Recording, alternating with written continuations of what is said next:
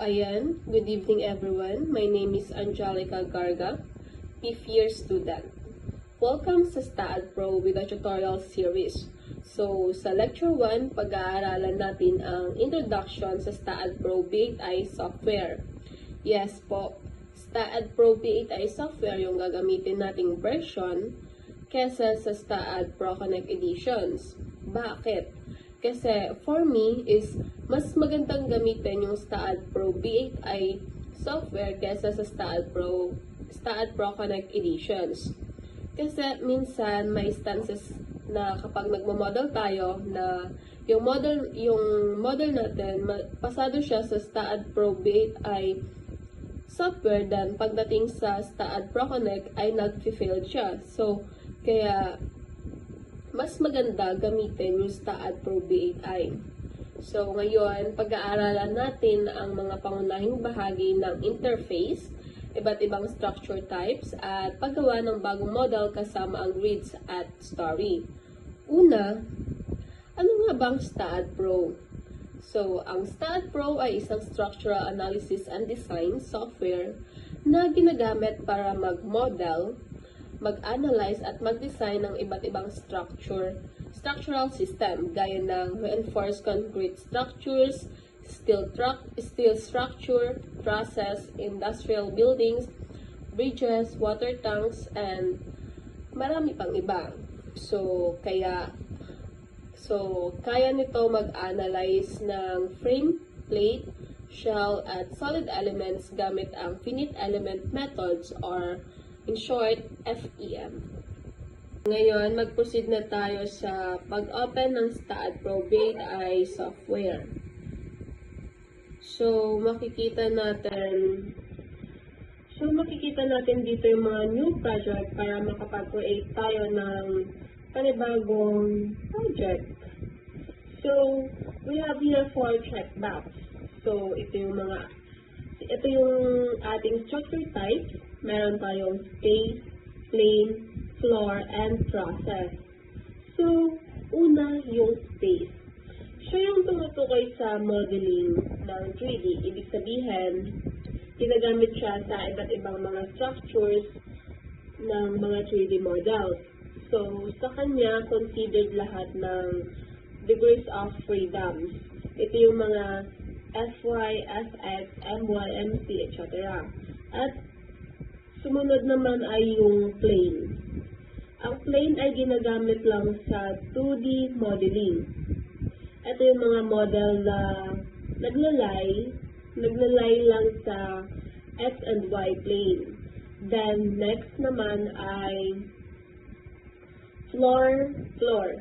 So, same as plane, 2D modeling lang siya. Pero, pwede sa kanya ang 3D, but there's a limitation. So, since floor siya, ang pwede i-upload na loads na perpendicular to X and Y.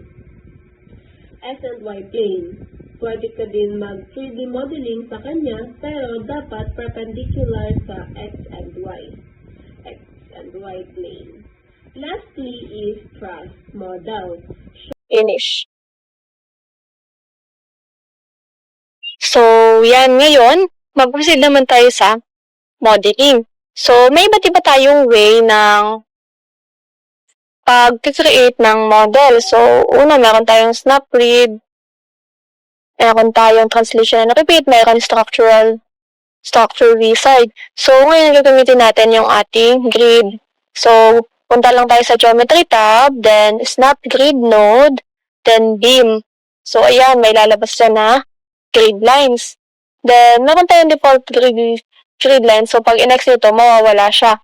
So, yung iba, ang ginagawa nila is, sabi nila, hindi nila alam na dito siya magano. Ang ginagawa nila, pinipindot na lang nila yung geometry, tapos beam, then lalabas na yung grid. So, pagka kasi meron na tayong model, hindi na siya lalabas. So, mas mainam, punta tayo sa geometry, then snap grid, then beam na. Tapos, para mapapalabas natin yung ating grid. So, para makapag-create tayo ng model, mag-create tayo ng panibagong grid line. So, dito sa taas, may makikita tayo na drop-down. Then, meron tayong linear, radial, and irregular. So, gagamitin natin ngayon is irregular since ilalagay natin yung spacing mismo ng ating model. So, maglagay tayo ng name, second floor, grid. And then, since floor yung imomodel natin, tayo ay pupunta tayo sa XC plane. Then, ito namang angle of plane, yan is kung paano mo gustong i-rotate yung iyong plane. So, meron tayong XX, so about X yung rotation niya, then YY, about Y, ZZ, about Z. So, ano na lang tayo sa default, 0, then relative grid line distances. So, dito na natin ilalagay yung distances ng ating mga columns. So, 5, then yung space, yun yung mag-indicate ng another distance, then 4, then 3, then 4, then 5. Then, meron tayong 4, then 4, then 2. Okay. Then, check natin siya. So, ayan, lalabas na yung ating nag-create na grid lines. And then, para kailangan nating i-on tong snap node beam para makapag-create tayo ng beams. So, select lang natin tong yung mga nodes, then click lang natin siya ng click. So, kung gusto naman nating mag-create ng another parallel na lines, kaso may diagonals. So, para mawala yan, i-hold natin yung control key, and then, wala na yung ating diagonals. Then, pwede na tayo ulit mag-proceed ng pagpindot dito sa ating node na to. Then, release natin control para makapag-add ulit tayo ng beam na sunod-sunod. Then, pindutin lang ulit natin yung mga points, and then, okay na. Then, repeat lang natin yung steps.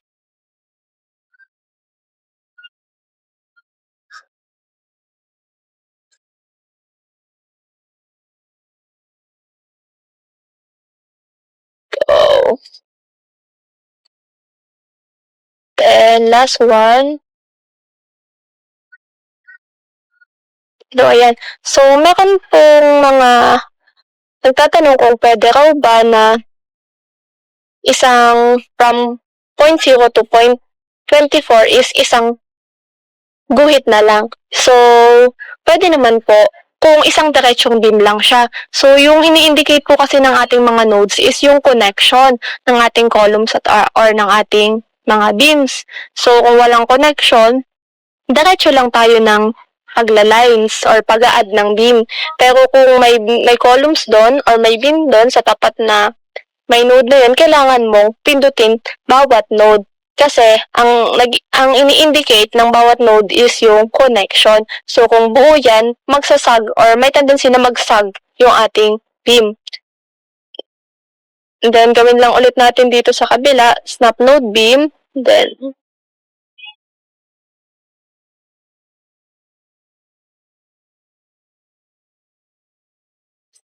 so, pwede daw ba na kahit saan yung direction ng ating pagla-lines? So, may ibang mga tutorial na nagsasabi na hindi raw pwede. So, pwede naman. And meron din naman tayong way para maayos natin kahit pasaang direction tayo mag-add ng beam. So, meron tayong way para pare-parehas yung maging start and end ng ating beam. Yun ay sa redefine incidences. Select muna natin tong ating mga, Control A. Select natin yung ating mga beams, then redefine incidences, and then set the incidences order of the selected beams to so start node is closer to the origin than end node. So, ayan. Okay. Then, ayan, para-parehas lang nasa malapit sa origin yung ating start and yung ating end. Ayan, tapos na yung ating model ng ating second floor. Then, yung ating namang stories, siya naman yung vertical level ng ating building. So, kung ang elevation ng ating second floor to roof is 3 meters, yun yung ating tinatawag na story. So, yung ating story level is 3 meters.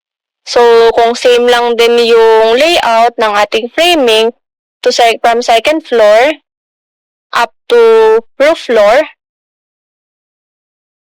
gamitan lang natin siya ng translational repeat.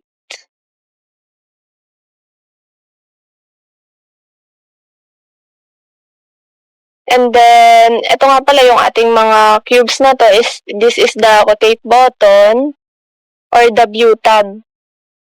Yan, front view, rear view, right view, left view, the top view, bottom view, and the 3D view. So, yun lang para sa ating lecture 1. Thank you for watching. Ngayon, magtungo naman po tayo sa ating lecture number 2, which is adding beams and columns. So first, we're going to modular structure. So meron po tayo dito na node cursor, which is pang-select ng ating mga nodes. Then, itap view po natin para mas madaling i-select since floor ang ating ginagawa. So, yun. Then, meron tayong beam cursor to select the beams. So, select natin ang ating mga nodes, then gamitin natin ang isang functions, which is the translational repeat. Then, kung saan axis tayo gagalaw. Then, select y-axis, negative 3 meters, which is ang ating elevation, y, negative, dahil downward. Then yan, link steps. Then, okay na yung ating model. And then, we're going to go into the left view or front view.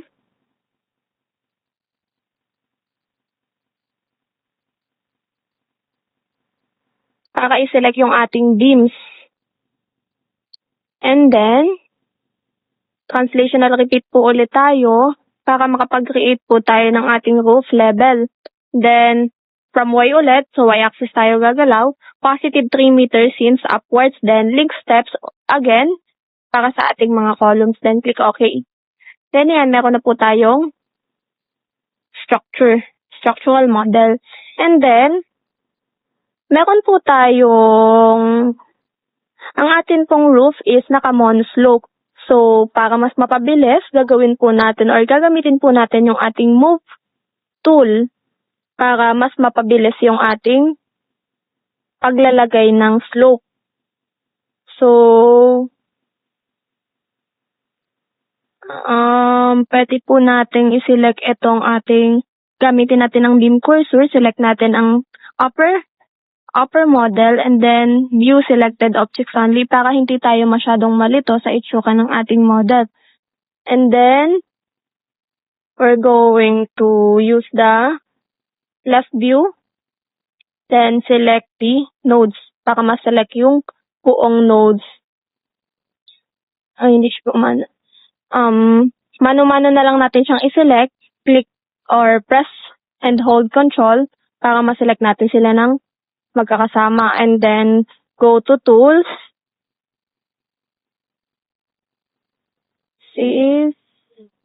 Go to geometry, then move, joint, and then by following X, Y, and Z, then lalagyan natin yung value 1 meter, then retain connection.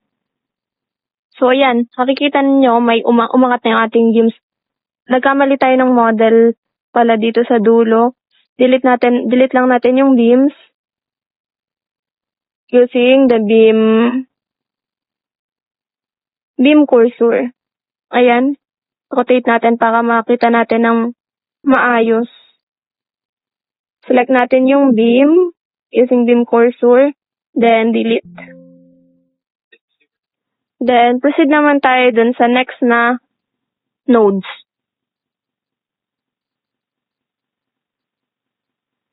Yan, pwede nyo siyang i-rotate para makita nyo yung iba't ibang view. Then select lang natin ulit yung mga nodes.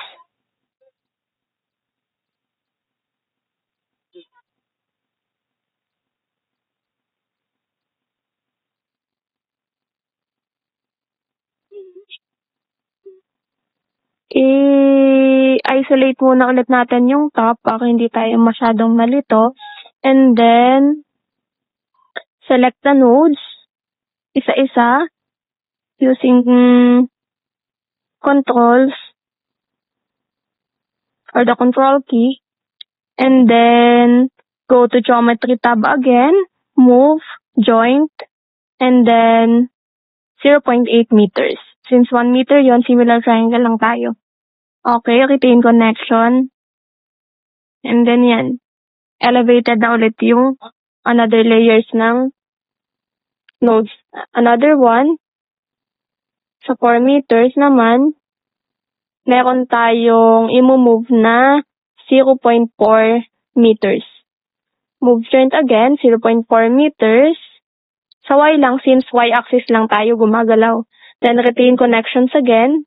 Then, we're done. Click the side view para makita natin kung tama na nakaslope na lahat ng ating rafters. So, yan yung ating magsisilbing rafters. And then, tingnan natin kung nasan yung end at start node. So, i-view whole structure natin para ma-view natin lahat. And then, we're going to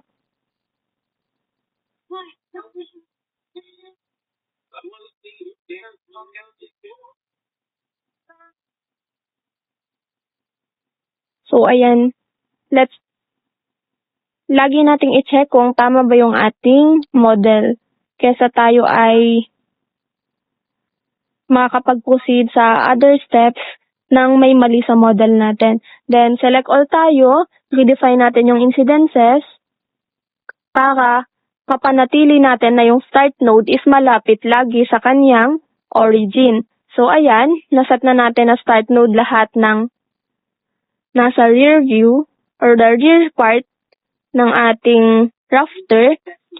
So, ngayon, gagamitin naman natin yung function na stretch para maglagay ng ibs. So, stretch, and then through a distance, select the start node since sa start siya natin i-extend, then 0.8 meters. Apply. Oh. Okay, undo natin.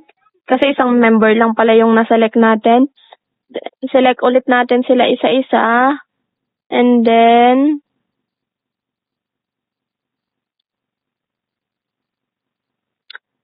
geometry, stretch selected members, and then through a distance, start node 0.8 meters. And then apply. No.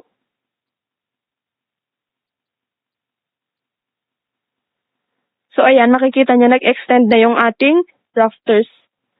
Then, dito naman tayo sa front na part ng ating rafters. Side view natin para mas madali nating i-select lahat.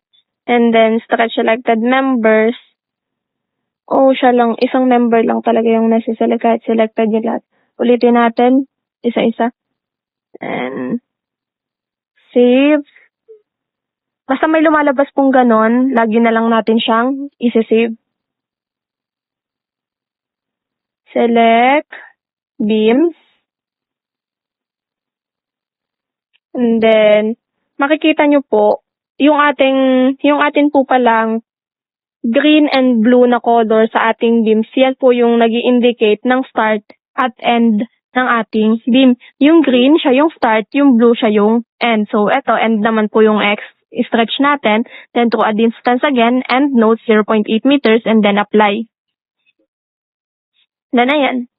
Tapos na po ang ating model. So, ayan.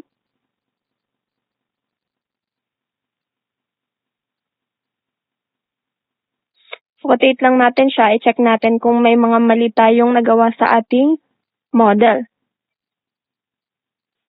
So, let's go to general. Makikita nyo dyan, may properties, specs, supports, loads and definitions, saka materials. So, mag-add muna po tayo ng supports para sa ating model. So, mag-create tayo ng fixed support. Concrete tayo. Then add supports. Then select nodes. Yan. Assign to selected nodes. Assign. Yes. Then yan. Meron na tayong fixed support sa ating mga concrete columns. So, that's it for lecture number 2. Thank you. For our lecture number 3, we will be discussing about the stud property and materials. Ayan, after applying supports, punta naman tayo sa properties. So, yung properties, siya yung magde-define kung steel or concrete ba yung ating members at saka yung kanilang mga section, properties, or dimension. Punta tayo sa rectangle.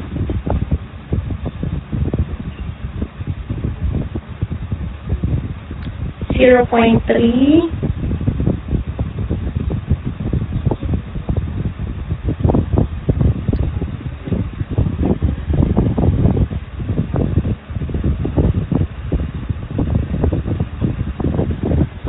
So, bago pala tayo mag-proceed sa property natin, mag-proceed muna tayo sa materials. Create tayo ng materials. And then, the concrete, 21 MPa. Lagyan natin siya ng name. Then, yung ating mga i-input dito, galing lang din siya dun sa mga design codes and standards. So, yung modulus.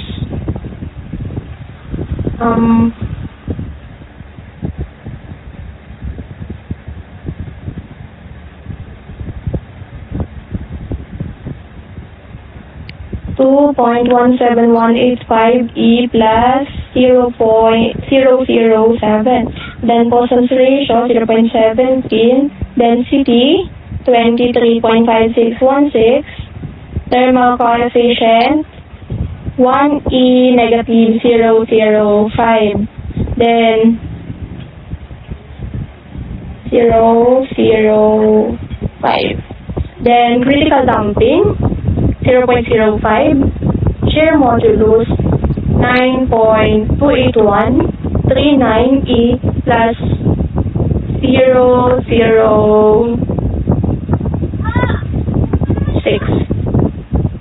So, type of material, concrete.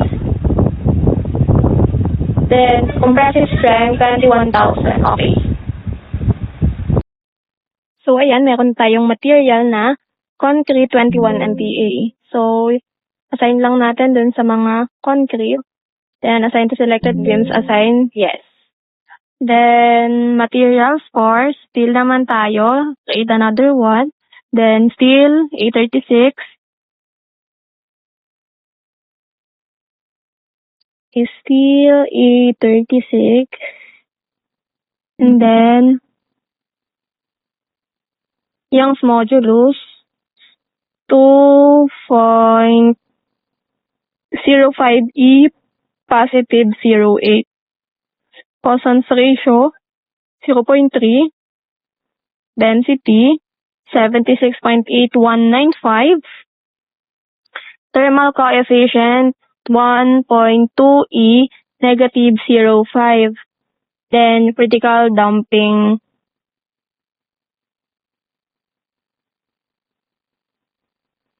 0.03. Shear modulus 7.88462 E positive 0.07. Type of material, steel. Then yield stress, 248,000. Tensile strength, 400,000. Yield strength ratio, 1.1, as well as the tensile strength ratio. Then click OK. Assign sa steel members. Assign to selected bits.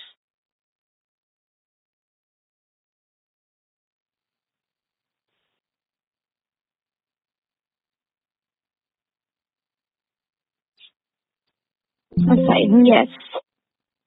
Ayan, meron na tayong material. Then, proceed tayo sa property. Then, pag contract yung gagawin natin, define tayo, then rectangle, then assign tayo para sa beams natin na 0.3 meters and 0.25 meters. And then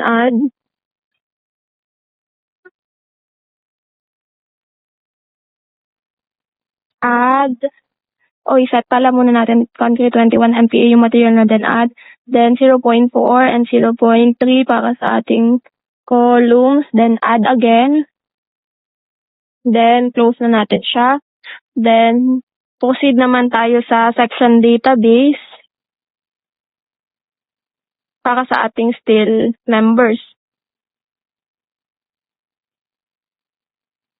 W shape, gamit tayo ng 2144 para sa ating columns. Then steel A36. Then 12 by 53 na lang muna sa ating rafters. Close.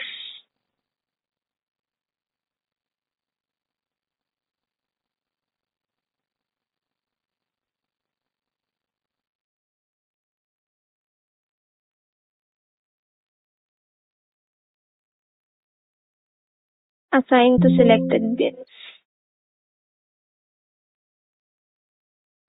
No pala muna. Edit muna natin siya. Hindi siya naka-steel A36. Steel A36. Then, baguhin lang muna natin dito para ma-activate natin yung change na button. 2144. Then, change. Then, gawin din natin dun sa isang member, 12 by 53. Select muna tayo ng iba. Then, steel A36. And then, 12 by 53. Then change. Ayan, pwede na natin silang i-assign.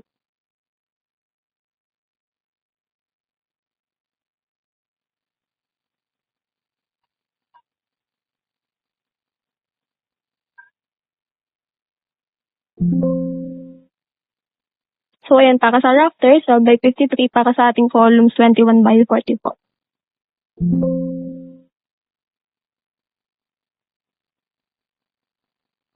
Then, sa ating concrete column, 0.4 by 0.3. Sa ating concrete bill, 0.3 by 0.25. Assign to selected bills. So, ayan. Check natin sa 3D view para makita natin yung itsura niya. So, ayan. Naset na natin yung mga materials and properties niya. So, okay na yung ating model.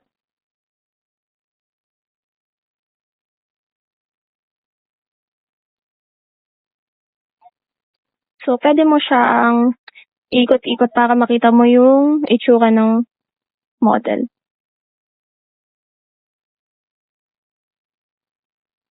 So, ayan, that's it for today's video. That's all para sa ating lecture number 2, stud materials and properties. Thank you! So, ngayon, mag-proceed naman po tayo sa ating lecture 4, which is adding slab or drawing slab and applying releases. So, para po mag-add ng slab, meron po tayo ditong mga generate surface mesh. Generate surface mesh, and then select lang po natin tong mga nodes nating paglalagyan. Then this one, and this one, and this one. Ayan. select quadrilateral meshing. And then, meron tayong 21. Then, gawin nating 42 yung division. And then, dito sa ating 10, gawin nating 2. Sa 21, gawin natin ulit 42. And then, dito sa 10, gawin din nating 20. And then, apply. And then, yan. Nakakreate na tayo ng ating surface mesh. So, ayan, ganyan yung itsura niya. So, ang sabi nila, or based sa aking understanding, yung pag-generate ng surface mesh is mas mainam na, or mas accurate yung transfer of loads since mag-create siya ng multiple na nodes sa ating mga beams or sa ating slabs para mas ma-analyze natin ng maayos at accurate yung ating model. Kaso, ang nagiging problema lang is kapag gumagamit tayo ng surface mesh, nadi-divide rin into several or multiple parts ang ating mga beams na tinatamaan ng mesh. So, pag irakan mo siya sa STAAD, hindi siya mababasa na, or irakan mo siya sa RCDC para i-design yung ating beams and columns, hindi siya mababasa ng ating software. So, mas mainam or mas karaniwang ginagamit is yung pagmamodel lamang ng ating beams lang. And yung ating slab, iminomodel na lang siya or ina-apply na lang siya sa ating structure as floor load or yung ating floor pressure na kino-compute natin. Then, i-apply lang natin siya as area load para ma-divide siya dun sa beams or yung mga perimeter beams na nakapalibot sa certain slab. Then, yan.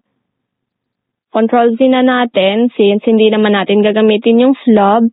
And then, mag-proceed tayo sa pag-apply ng releases.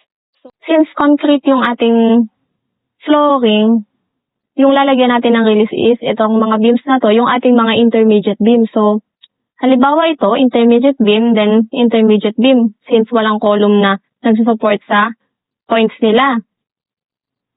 Tapos, hindi kinakailangan na porket intermediate beam siya, lalagay ka ng release dito sa start and lalagay ka din ng release dito sa end ng concrete beam. Unlike sa steel na kailangan mo mag-release dito ng start release, then kailangan mo mag-release ng end release dito. Dito, ititreat mo as, halimbawa, isang diretso siya na intermediate beam, ititreat mo siya as magkadugsong. So, yung release ng start dito, and then yung release ng end is dito sa isang beam naman. Ganon din yung gagawin dito sa kabilang intermediate beam na ito. So, proceed tayo. Punta tayo sa general, specs, and then beam. Then start. Then, gamit tayo ng full release, and then MC. So, kung static approach, gamit tayo ng full release, pero kung may dynamic analysis tayo, gamit natin partial moment release, then MPC 0.99. So, ayan, check natin is MX since sa x-axis mag-rotate itong ating intermediate beam. So, add. Delete natin to since nagkamali tayo. Beam tayo, then release, and then MX. Add. Then, add ulit para sa end. Full release again, then MX. Add. And then, itong start, assign natin siya dito sa dalawang beams na to. Assign to selected beams. And then, itong end naman, assign natin siya dito. Assign to selected beams. Yan. So, ayan, okay na po yung ating specification or yung ating pag-apply ng releases. So, that's it po for lecture number 4. Thank you. So, para naman po sa ating lecture number 5, we will be tackling about applying loads So, ang unahin natin is applying floor loads. So, when applying floor loads, meron tayong iba't ibang paraan. So, punta tayo sa general, makikita natin dito sa kasunod niya is yung load and definition tab. So, when adding dead loads, punta muna po tayo sa definition, then add tayo, then, mali. Just press the plus button para makita natin yung iba't ibang mga nakapaloob sa definition. So, meron po tayo ditong reference load definition. So, i-reference loads muna po natin yung ating mga dead loads. So, add tayo, dead loads. Then, pangalanan natin ang dead. Then, add. Then, next is live load. Then, live. Oh, close pala. Yung dead load lang yung i-reference load natin. Then, click the R1 dead. Then, add. And then, para makapag-add ng floor load, click floor load. And then, meron tayong dalawang way para makapagawa tayo ng isa ng floor loads. So, una, gamit yung mga range, Y range, X range, or Z range. So, para sa mga beginners, mas nakakalito to since minsan hindi mo alam yung sakop or mahirap tukuyin yung mga nodes or beams na kabilang sa paglalagyan mo ng floor load. So, mas maganda, gumamit tayo ng group. So, sa group, mag-create ka mo prior sa paggagawa ng or pag-add ng floor load, gawa muna tayo ng group. So, Control G, yung tap muna natin yung screen, then Control G, then group name. Lagay natin is second floor. Then, select size, floor, and then okay. Bawal nga pala yung may blank. So, gawin natin siyang underscore. Okay? And then yan. So, select tayo. I-front view natin para madaling mag-select. And then, drag lang natin. Yan. Yan, selected na ang ating second floor. And then, associate to selected geometry. And highlight natin para makita natin kung tama ba yung ating. Yan. Tama yung ating inassign na ng group. Then, pagkatapos natin mag-create ng group, magpunta tayo sa definition, and then R1 dead, and then add. So, ayan, dyan natin mapupuntahan yung floor load, and then select group, and then group second floor. So, yung pressure, kinocompute natin yan. So, meron ako ditong Excel file kung saan kinompute ko yung floor load. So, meron tayo ditong floor thickness na 150 mm. Then, unit weight of concrete, 23.6. Floor pressure natin is 3.54. Yun ay nanggaling sa 0.15 times 23.6. And then, ang makukuha mong sagot is 3.54 plus 0.35 na ceiling and covering pressure. And then, MEP, mechanical, electrical, plumbing. So, kailangan may allowance para tayo para dyan sa mga components na yan. And then, yung ating floor finish. And then, yung ating total floor pressure na i-apply bilang floor load sa ating beams is 5.09. Balik tayo sa STAAD. And then, pinakuha nating value is 5.09. So, since reference loads to, hindi natin kailangan maglagay ng negative. So, i-check lang natin tong one-way distribution if ang ating slab is one-way. So, para malaman natin kung one-way or two-way, dapat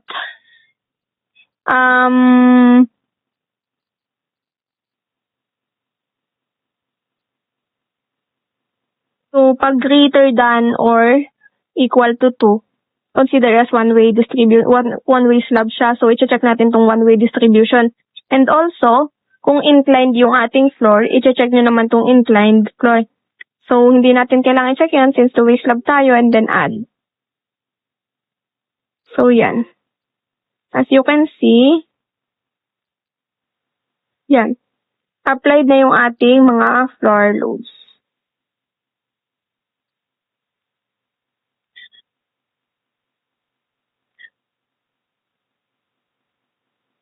So, that's it for lecture number 5. So, for lecture number 6, we're going to tackle about applying loads pa din, but line load.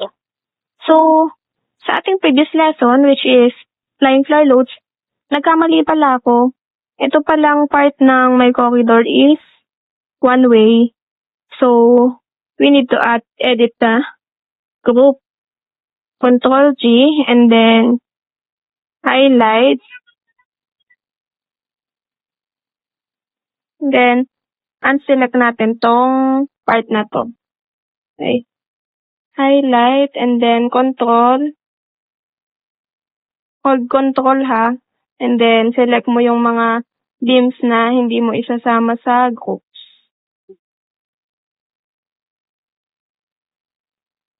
Then, associate to selected geometry. So, ayan. Highlight ulit natin. Tingnan natin kung yan. Okay na siya. And then, go. Floor loads. Edit. So, delete na lang muna natin to. Add tayo ng panibago. And then, floor loads. Group. Second floor. 5.09. And then, add. So, yan. Yung part na lang na yun ang meron. And then, Control G ulit tayo. Para dun sa one way. And then, floor. And then, okay. And then, select. Hold control para makapag-select ulit tayo ng mga beams.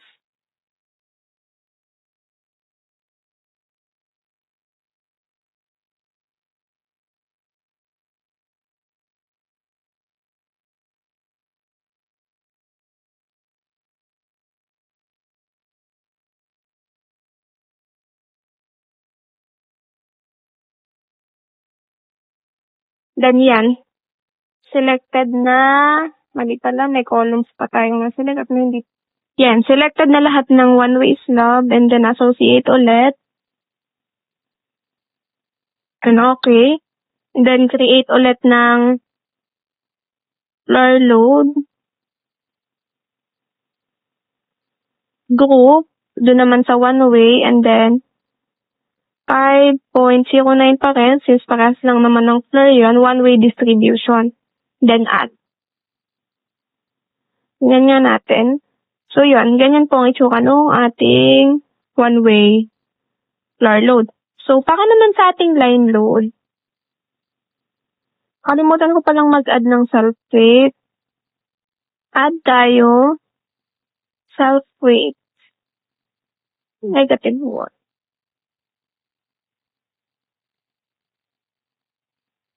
Add. So, assign to B.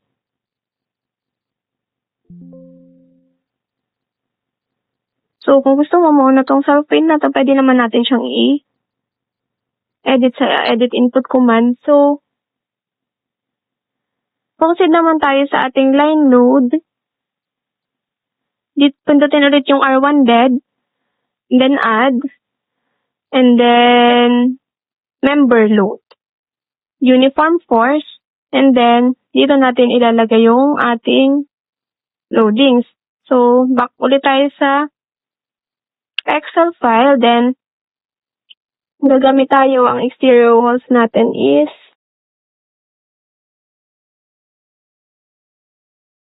CHB. So, CHB type 200, height is 3 meters, and then 0.324.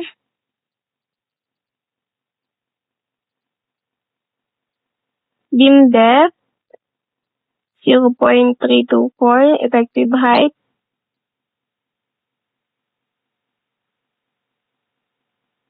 and then ayan, 16.3582.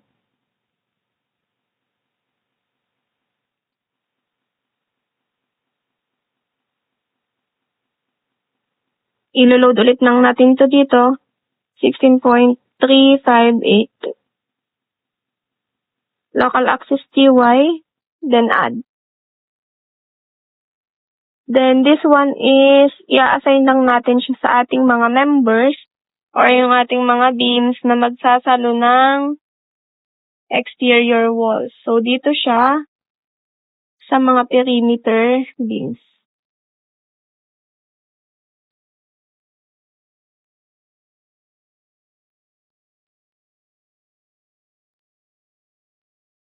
So since dito sa unahang to, wala namang walls dyan and railings lang. Since corridor yan, ito lang yung lalagyan natin ng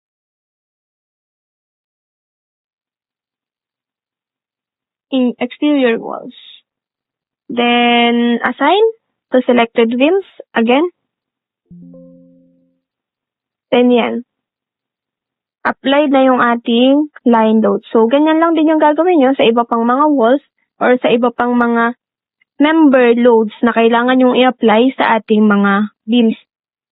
Siya is, yung ating member load, ginagamit siya para sa mga walls, sa ating stairs, or ramps na kailangan nating i-apply sa isang beam na sasalo sa kanya.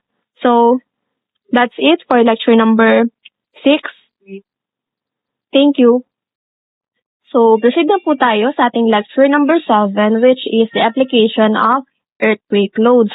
So, earlier, nakapag-apply na po tayo ng ating mga shear loads and member loads, which is yung nilagay lang po natin sa reference load. Sa reference load, nilalagay natin yung dead load kasi yung gagamitin din natin ito para sa seismic definition. So, ito yung seismic weight na gagamitin ng ating sa paglilagay ng mga seismic loads. So, pag nakaset siya as dead load, kailangan mong mag-add ng self-weight na -1 sa ating seismic definition. So, kung nakamas naman siya, hindi na natin kailangan mag-self-weight. So, since naka-dead siya, maglalagay tayo ng self-weight mamaya sa ating seismic definition. So, explain ko lang yung mga nagawa ko na earlier. So, naglagay na din ako ng ating wind definition. Magbukas tayo ng isa. So, sa wind definition, meron tayong type 1 to 4. So, type 1, windward X. Type 2, leeward X. Then, type 3, windward C. Type 4, leeward C. So, under type 1, meron tayong intensity. So, dyan nilalaman yan yung mga intensity per height na given. So, hanggang height 7. So, tingnan natin. Building classification category. Category 4 tayo, standard occupancy. Exposure B, since napapalibutan ng mga puno. Then, 240, base sa wind speed.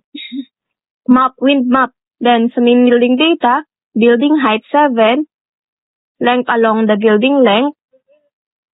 Along the direction of wind, 21, then 10 meters building length normal to the direction of wind. Then, okay, lagi niyo pong pipindutin yung apply and then okay. So, since nagawa ko na siya earlier, okay na yan. And then, same lang din po dito sa mga sumusunod na to. Ang pinagkaiba lang nila, itong WWX at itong WWC, nakaset siya as windward. Then ito namang L, WX, and LWC, nakaset siya as leeward. So, ayun. Yan yung wind definitions na gagamitin natin para sa ating load cases later. So, proceed tayo sa seismic definition. So, nakapag-set na din ako, pero ipapaliwanag ko na rin kung paano. So, sa seismic parameters, gagamitin natin yung UBC 1997. And then, zone 4 tayo. And then, importance factor 1, nasa NSCP. And RW in X direction, 8.5. Tapos, RWs in C direction, 8.5. So, since yung magre-resist ng ating lateral force, ang main resisting frames na nagagamitin natin or i-consider natin is yung reinforced concrete columns and beams na nasa first floor. So, yan na yung i-consider natin sa whole structure kasi isang seismic definition lang yung pwede nating i-apply sa isang model or sa isang structure.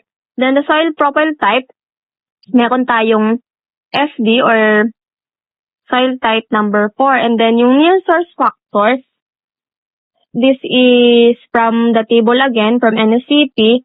And nilagay ko lang yung exact value base sa interpolation. Ito ay nakadepende sa nearest distance ng ating location or ng ating model or ng ating building sa fault line. So, meron tayong distance na 3.7 meters. So, by interpolation, makukuha natin yung 1.33 and 1.77. So, per city value, siya ay 0.074 pag concrete, pagka naman steel is 0.0853. So, ayan. Change natin since mali yung na-add ko kaninang zone. And then, ayan. Close natin. So, yan. May seismic definition na tayo. And then, we need to add self-weight. Oh. Nakapag-add na pala ako earlier. So, ayan. May self-weight na tayong na-add since naka-dead load yung ating reference load. Gaya ng sabi ko kanina. So, ayan. Earthquake load. Punta tayo naman sa load cases. So, sa load cases, kailangan nating unahin yung ating mga seismic load cases. So, una, i-consider natin is yung earthquake X and sunod naman is yung earthquake C. So, dalawang load cases lang ito para sa earthquake since yung ginamit kong load combo is may consideration ng positive and negative eccentricity ng earthquake X and may positive and negative eccentricity consideration sa earthquake C. So, magiging redundant na siya kung gagawin kong 8 load cases itong aking earthquake or seismic load cases gaya ng load cases na ginamit ni Clemente based on his tutorial sa YT. So ayun, 2 load cases. And then, under ng earthquake X, meron tayong UBC load yan that I have created earlier. And then, edit natin para malaman natin kung anong nilalaman niya. So, since earthquake X tayo, X direction tayo, then factor 1, check natin to, multiplying factor for accidental torsion. So, ito yung consideration of accidental torsion na hindi natin chinek kanina dun sa pag-define ng seismic load definition. So, ito yung approach na gagamitin natin. Mag-a-apply tayo ng 0.05 na accidental torsion, then multiplying factor for natural torsion moment, 1. So, close na natin. And then, doon naman sa ating earthquake C, same lang din po. Wala tayong positive negative since i-consider na natin siya sa ating load combination. So, same lang din ng earthquake X. Ang mababago lang sa kanya is magiging C direction siya.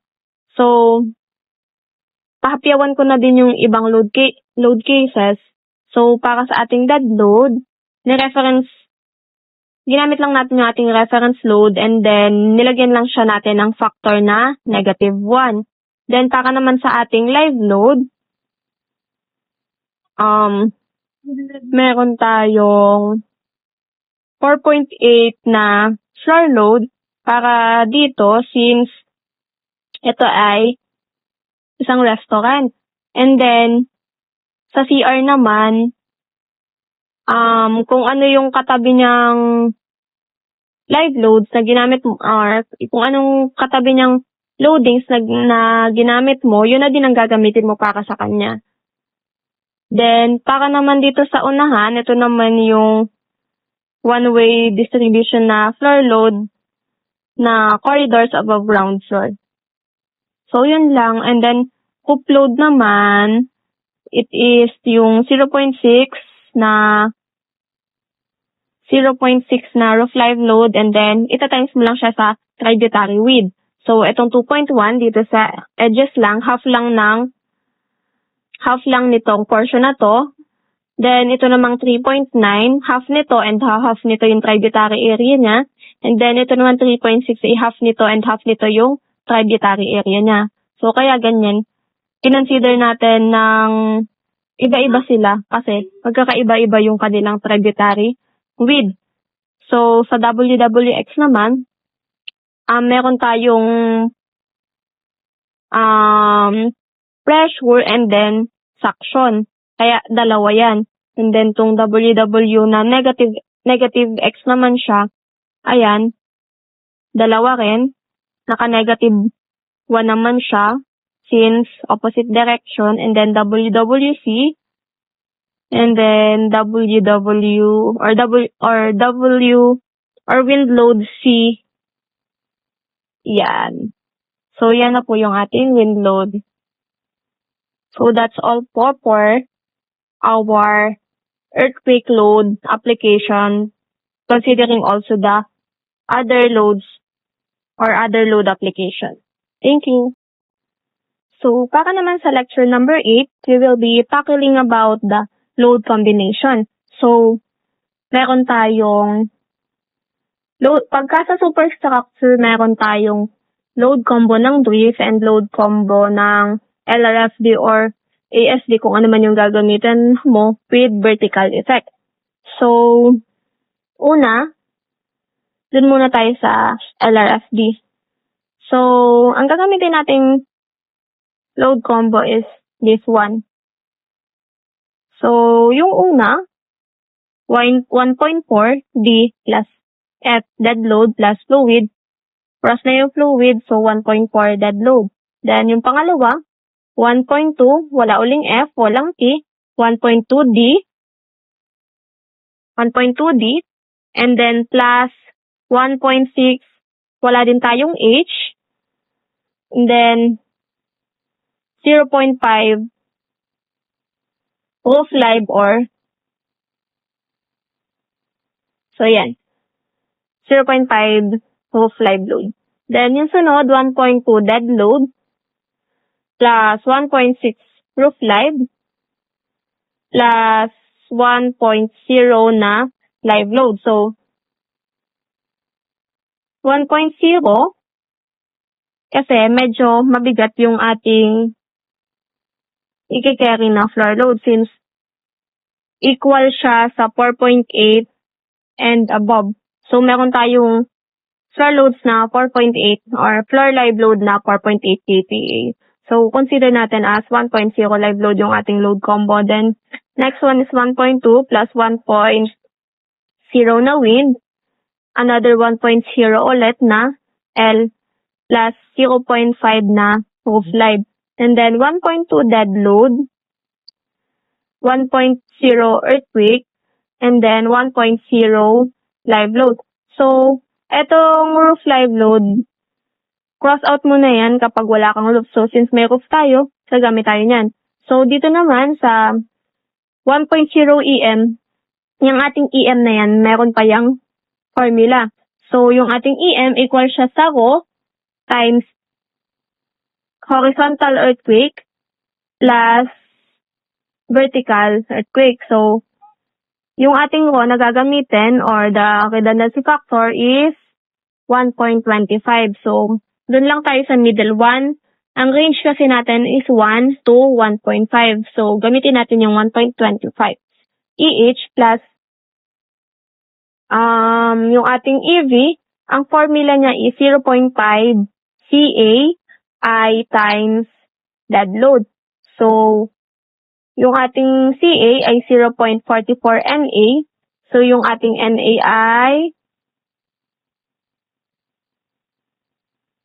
So, yan yung NA natin is 1.33. So, yun, yung ating makukuhang sagot is 0.2926. So, siya na yung magiging factor natin for dead load. So, ang EM natin is 1.4926 dead load plus 1.0 live load plus 1.25 EH. Then, the next one is 0.9 dead load at 1.0 wind. And wala na po yung 1.6 since wala sa Pilipinas ng H. Then, 0.9 plus 1.0 E. Same ulit yung E. May formula ulit yung EM. So, same lang yung makukuha natin. 0.2926. So, pagsasamahin lang natin yung magkatulad na variable. So, 0.9 plus 0.2926, 1.1926D plus 1.25 EH. Then, i-consider natin yung positive and negative. 0.9D minus 0.2926, 0.6074 minus 1.25 EH. So, ang i-consider natin yung mas mababang value. And then, yan na yung gagamitin mo sa table. So, ito, nilagay lang natin lahat ng mga nakuha nating load combos.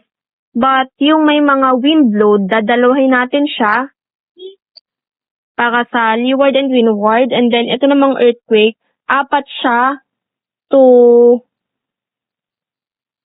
consider the positive and negative eccentricity sa X and C. So, yun yung nangyayari. Kaya, 4 itong ating load combination. So, kung siya naman ay naka-indicate na sa ating load cases na meron tayong 8 earthquake na load cases, hindi na tayo magdodoble dito. Isa na lang to.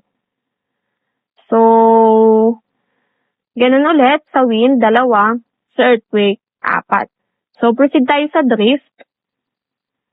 Sa drift naman, ang gagamitin natin is same pa din. And then, etong mga to, since di naman siya mag-govern, cancel out na natin siya. Then, eto, same lang din ang process ng pag-eliminate natin kanina sa ating LRSD. And ito yung nakuha nating mga values. And then, lalagay lang ulit siya natin dito. Then, i-consider lang natin yung positive and negative eccentricity again sa ating earthquake. And then, 2 din sa wind load. So, that's all.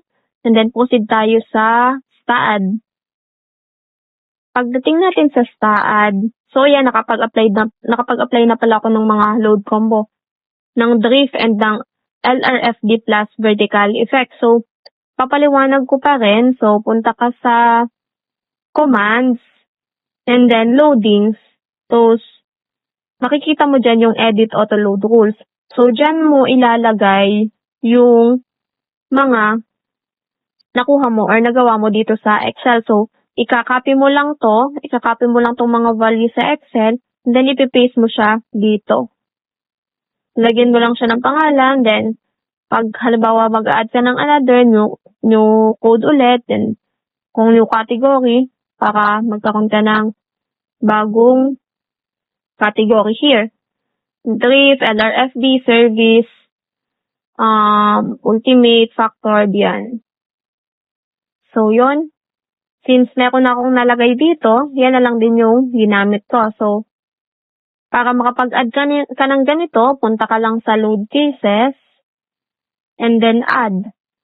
And then auto load combination, and select mo yung cut code na ginawa mo, NSCP 2015, and then select mo yung drift, generate loads ka. So, ayan, i-generate na nila yung load combo. So, ayan, yung ini-indicate yan, halimbawa yan, 3. Kasi, di ba, 1.2 dead load. So, ayan, 3 times 1.2. So, yung 3 na yan is kung anong number, kung pang ilan siya sa load cases. So, yung ating dead load, siyang tatlo siya sa load cases, kaya ganyan, 1.2 tapos 3. Tapos ito naman, 1.0 live load, 4 siya. Kasi pang load case number 4 yung live load.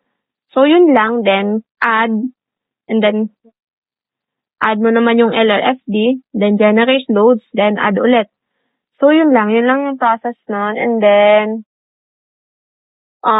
gawa ka lang ng load list. Commands,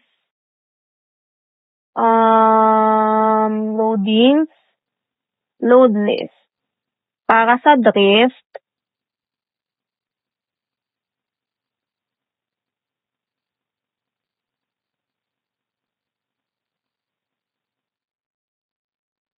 wala ako pa. Yan, create tayo ng load list. Loading, load list. Ayan.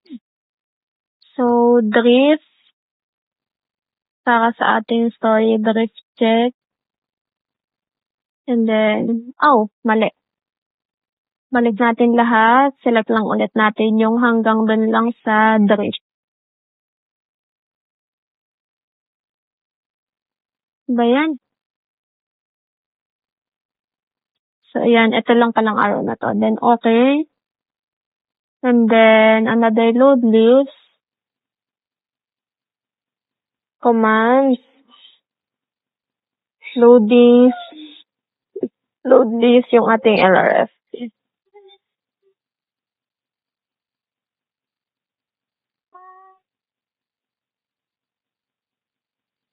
So, yun. So, ayan, since tapos na natin ang mga properties, materials, yung ating mga loadings, yung mga load combos natin na kailangan nating i-apply sa ating structure or sa ating model, so magpo-proceed naman tayo sa pag-run analysis or sa pag-analyze itong model. So, ito yung ating lecture number 9.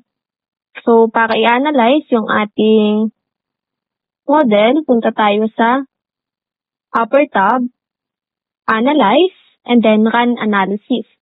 So, save natin siya. So, yan. Kailangan, walang errors. And then, kung may warnings man, meron tayong mga warnings na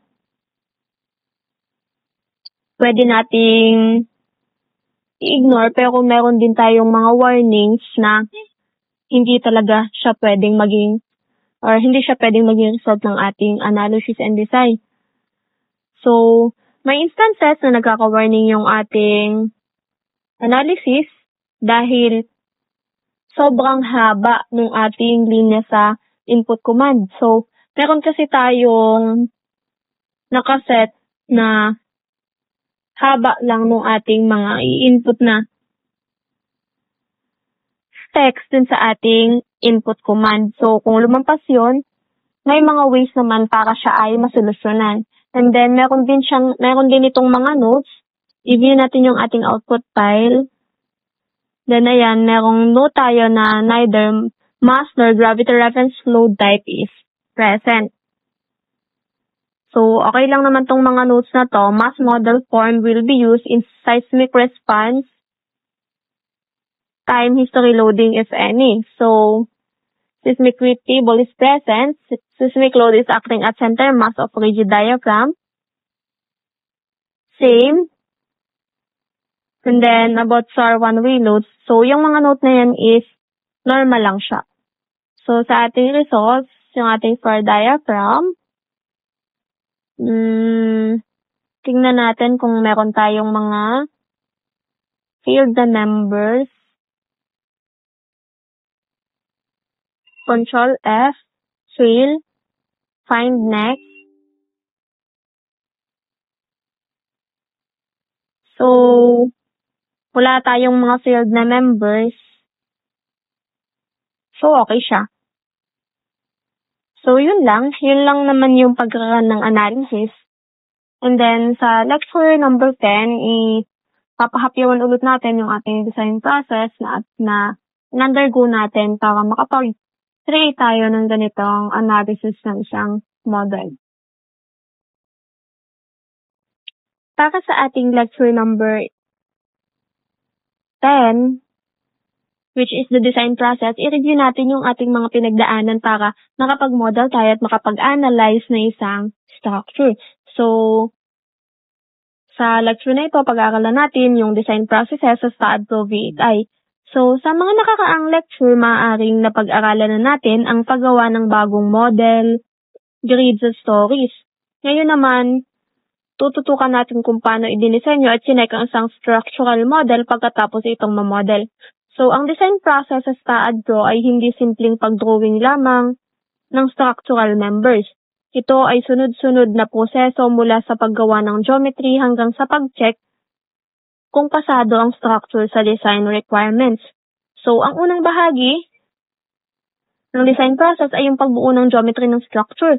So, yun na yung pag-drawing natin, itong mga model natin na to. So, dito natin ginagawang structural framework tulad ng beams, column, braces, slabs. Then, para gumawa ng geometry, punta lang tayo sa Geometry tab. Then yan, pwede tayong gumamit ng snap grid, pwede tayong mag-translational repeat, pwede ng structure wizard, depende sa preference ng gagawa. So, i-check kung tama ang orientation ng members dahil maaaring mag-resulta ito sa maaring or sa maling analysis. So, pangalawa, assigning properties. So, makikita man siya dito sa General tab. Then, ayan, makikita mo yung properties sa unang-una. So, yan, inassign natin yung properties. Yung rectangular columns and beams para sa ating concrete. And then, ito naman ay double sections para sa ating mga steel columns and beams. So, para gawin ito, mga bagay nito, makikita mo lang siya dito sa ating General tab. So, pangatlo is yung pag-assign ng material properties. So, sa material, dito mo din siya makikita sa General tab, and then Material. Tapos, ang material ay may iba't ibang density. So, buksan natin itong sa steel. So, yan. As you can see, may mga density, elastic modulus, yield strength, Poisson ratio. So, yan. Siniset lang natin siya nang naka-base din lang sa codes. So, constant naman yung mga yan. And then, yung pag-assign ng support. So, yan nga yung ating mga columns. Nag-assign tayo ng mga pick support. So, pag naka-pick support, hindi siya walang may moment siya. So, step 5, slow definition. Ito yung pinakamahalagang bahagi ng design process. Meron tayong ilang uri ng loads, dead loads, live load, wind load, seismic load, at marami pang iba. And then, yung dead load, ito yung permanent na load tulad ng self-weight, walls, slabs. Tingnan natin dito sa loads and definition. Ayan, una natin dinidefine yung ating reference load, dead load, kasi para may magamit tayo na mass model para sa ating seismic definition. And then, dito naman, meron tayong wind definition. Inassign natin yung mga intensity, depende sa height. So, windward and sa leeward face ng ating structure, x-axis and c-axis. And then, ayan, seismic definition. Meron tayong R factor na ginagamit. Then, yan. Then, load cases. Sa load cases, dyan na papasok yung UDC loads ng earthquake, X and earthquake C, then dead loads, reference load lang yung, or lalagyan mo lang ng factor na -1 yung ating dead load, and then yung live load, roof live, windward X, or the wind load X, wind load negative X, wind load positive C, wind load negative C. And then, yung ating load combination, as I explained earlier, in-compute ko siya via Excel. And then, ang gagamitin natin sa superstructure is yung ating drift and yung ating LRFD plus vertical effect. Then, kapag mag-analyze naman tayo ng coating or ng ating substructure, ang gagamitin natin is yung service at saka yung factored load. So, para naman sa pagtatapos ng ating modeling, perform analysis, add tayo ng perform analysis dito sa analysis and period. Yan. Then, after nating malagay lahat ng kailangan nating ilagay sa ating model, magpuproceed na tayo sa run analysis. So, sa process na to, kinocompute ng STAAD yung reaction, deflection, member force, bending moment. So, try natin i-check sa post-processing. Analyze natin.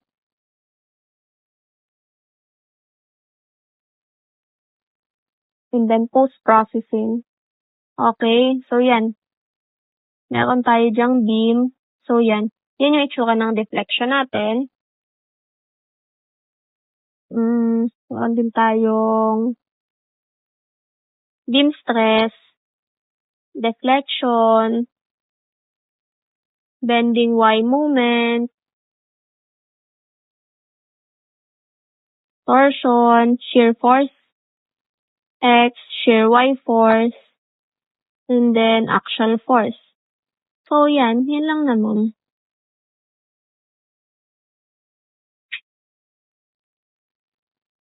And then, check errors. Bago magpatuloy sa design, kailangang i-check ang errors. Karaniwang errors na support specified, instability error.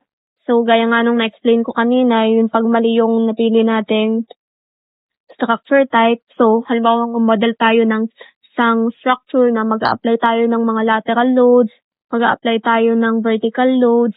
Hindi natin pwedeng basta lang gamitin yung ating mga structure type na yun, yung gaya ng ating plane and nung floor. Since yung plane is naglalay lang siya, yung load na pwede mo lang i-apply sa kanya is vertical loads, and yun namang ating plane is ang pwede mong i-apply lang sa kanya is lateral load.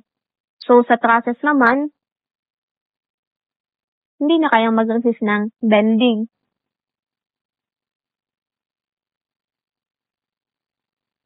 So, kailangan din nating i-check yung ating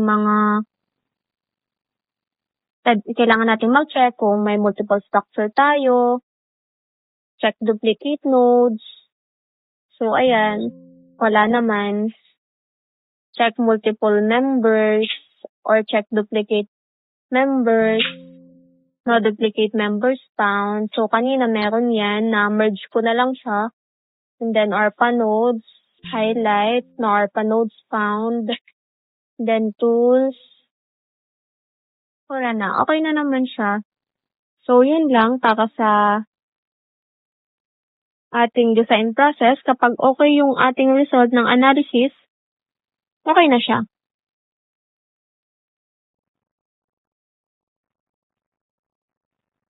So, sa lecture 11, our last part, generating reports naman tayo. So, yung ating mga reports, nakikita natin siya sa analysis or print. So, meron tayo dyang post, print. X muna natin to, then post, print, and then define commands.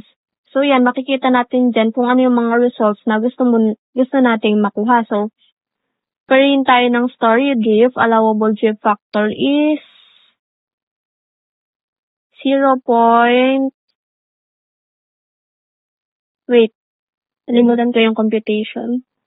So, and para sa ating concrete, gagamitin natin yung 0.0042.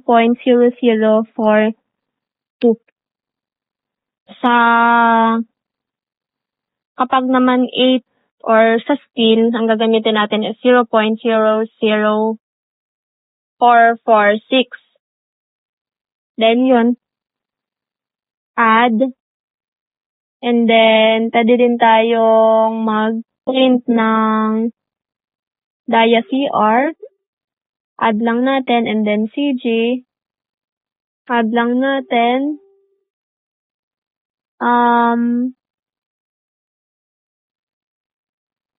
section displacement, add tayo. And then, okay na yan. Joint displacement, add. And yan. Analyze natin. Save.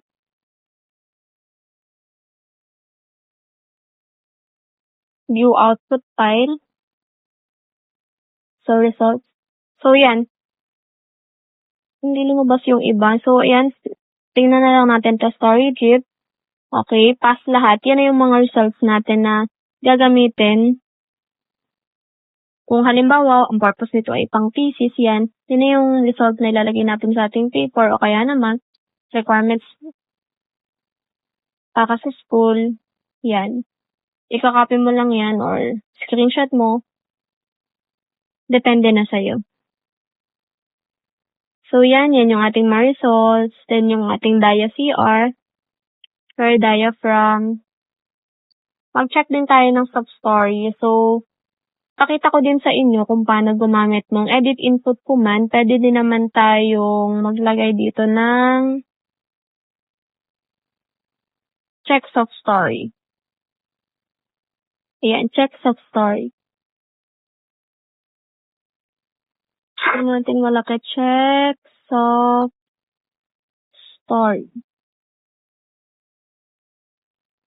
Okay, control C. Pag nag-green na yung line na to, okay na siya, nag-save na. Pag naka-red may error yan, then X natin, analyze, then analysis. Oh, may error. Then error code name is missing. Check naman. Wait lang, delete natin yung edit input command.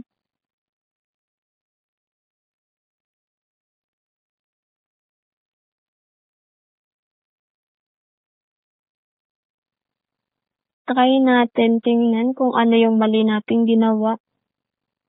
Meron akong existing na structure here.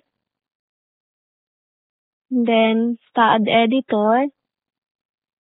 And then, so medyo crucial lang yung